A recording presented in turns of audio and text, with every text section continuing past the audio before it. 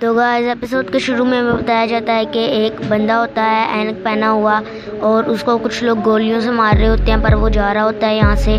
तो वो लोगों को बहुत बुरे तरीके से मार रहा होता है, सारे लोग उससे डर रहे होते हैं, कुछ लोग इसके ऊपर फायरिंग भी करते हैं, पर ये कांच तोड़ देता है, मारने लग जाता है। और हमें बताया जाता है ये एक लेजेंडरी हिटमैन है। एक दिन इसको एक लड़की दिखती है और इसका रिएक्शन कुछ ऐसा होता है, फिर इन लोगों की शादी हो जाती है, बच्चे भी हो जाते हैं। अब ये मोटा सा हो गया।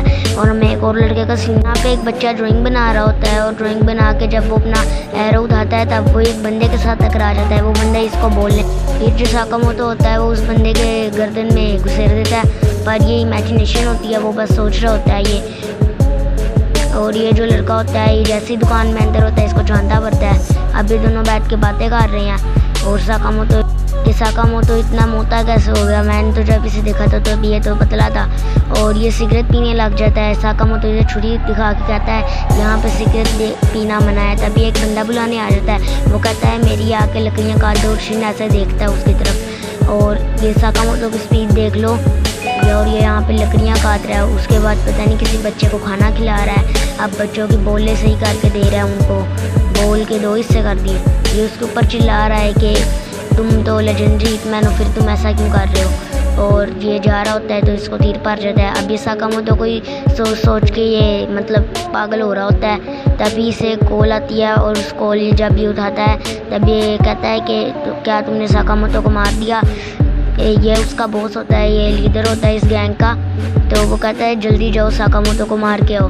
तो ये शिन जो होता है वो अपनी गन निकालता है और यहाँ पे आ जाता है, साकामोतो को मारने का सोच रहा होता है और यहाँ पे अपनी गन निकाल लेता है और गन लेके आ जाता है। पर उसके फायर करने से पहले ही वो अपनी बॉल फेंक के मारता है और दोनों का क्लैश हो जाता है। और फिर शिन के पलक झपकते ही साकामोतो यहाँ पे आ जाता है और एक और बॉल फेंक के मारता है जिससे कांच टूट जाता है और ये रैपर भी फंस जाते हैं और ये सारा ऐसी हालत हो जाती है। शिन शौक में आ जाता है, ये इतना मोटा हो के फिर भी ऐसे काम कैसे कर रहा है। उसको उसके अंदर उसकी दूसरी पर्सनैलिटी दिखने लगती है।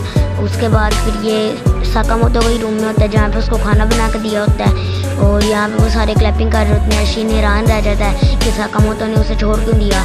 और फिर ये अपने बॉस के पास जाता है और अपने बॉस से माफ़ी मांगता है कि मैं साकामोतो को नहीं मार पाया। इसका बॉस कहता है फिर तुम अपने आप को ही मार लो। शिन सही गन दिखा देता है और साकामोतो बैठ के यहाँ पे कुछ रिसर्च करता है। उसके बाद अपने वेपन वाले तहखाने में जाता है, वहाँ से इतने सारे वेपनों में से एक ही गन निकालता है, छोटी वाली। और यहाँ पे शिन की फ़ाइट हो रही होती है। उसके पास माइंड रीडिंग की पावर है, इसलिए उसको बहुत बड़ा एडवांटेज है और वो सारों को मारता हुआ जा रहा होता है, जैसे कि आप देख सकते हैं।